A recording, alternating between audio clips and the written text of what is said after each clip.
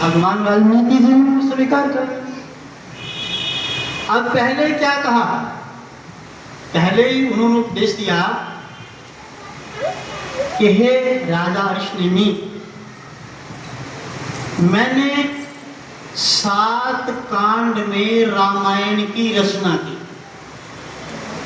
7 कांड में रामायण की रचना की, यानी 7 खंडों में, 7 जगहों में, 7 महलों में। अब आप समझोगे ना कि 7 महल बनाए रामायण के, 7 खंड बनाए रामायण के, 7 जगह बनाई रामायण के अंदर, और मैंने 7 कांड में रामायण की रचना की है। पहले व्यक्ति को रामायण का अध्ययन किए होना चाहिए। रामायण का अध्ययन आप कैसे करेंगे? पहले तो आप दशरथ जैसे पिता बनो। पहले आप दशरथ जैसे पिता बनो। दशरथ जब गए थे औलाद मांगने के लिए श्रृंगी ऋषि के पास, वशिष्ठ गुरु था उनका, धर्म गुरु, कुल गुरु वशिष्ठ था। वशिष्ठ ने कहा जब औलाद नहीं हुई तो श्रृंगी ऋषि के पास भेजा राजा दशरथ को। वशिष्ठ गुरु था ना, कुल गुरु की बात मान के राजा दशरथ मुकुट को उतारा, नंगे पैर गया, रथ में नहीं गया, घोड़े पे नहीं गया, सेना साथ में नहीं गई। राजा दशरथ कल्ले गए, कल्ले के नंगे पैर, सिर खुला, मुकुट नहीं है, और कोई श्रृंगार राजा वाला नहीं है, कोई रथ नहीं है। जब राजा श्रृंगी ऋषि के पास पहुंचे तो श्रृंगी ऋषि देख के हैरान हुए, राजा दशरथ, आप बगैर मुकुट के, आप बगैर रथ के, और आप बगैर सैनिकों के मेरे पास आए। उसने कहा देखो, जो महापुरुष कहेंगे ना, गुरु मिलन को चाहिए। कितने लोग जाते हैं हमारे पास, गाड़ी लेके आते हैं, बाहर गेट पे गाड़ी लगा दी।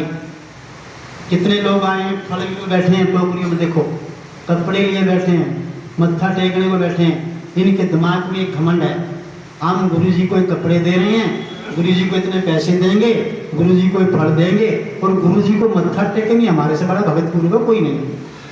सबके मन में है कि नहीं है? मैं सवेरे से निकल के देखता हूँ ना, इधर से निकले, इधर से बंदर की तरह मैं अपने काम को घुमा, ये चरण छोड़े, ये चरण छोड़े, ये चरण छोड़े। तो ये क्या पखंड कर रहे हो? करते हैं ना, सब कर रहे थे ना, ये सब ये कर रहे थे ना, क्योंकि ये यहीं तक है, ये आगे गए नहीं।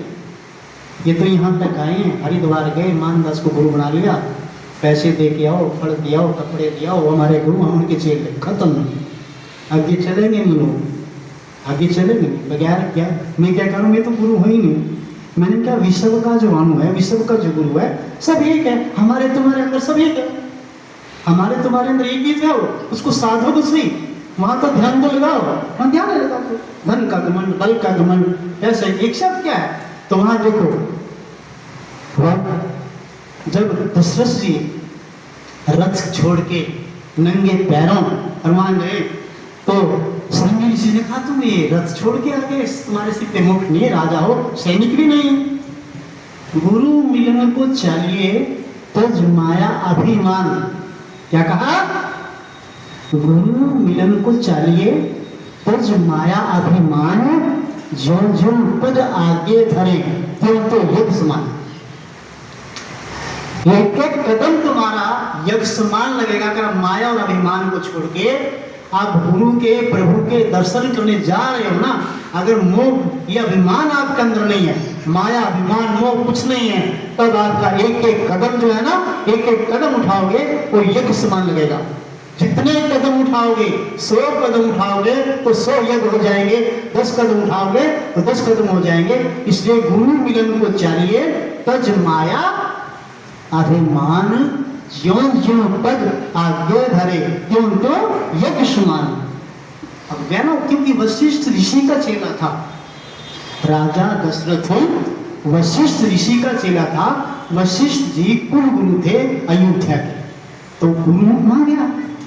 अब इसलिए अब वो गुरु की शरण में जब अरिष्टनेमि गए तो वहां जाके यही बात कहा कि मेरी 7 कांड में मैंने 7 खंड में मैंने जो रामायण की रचना की है हरीश नेमी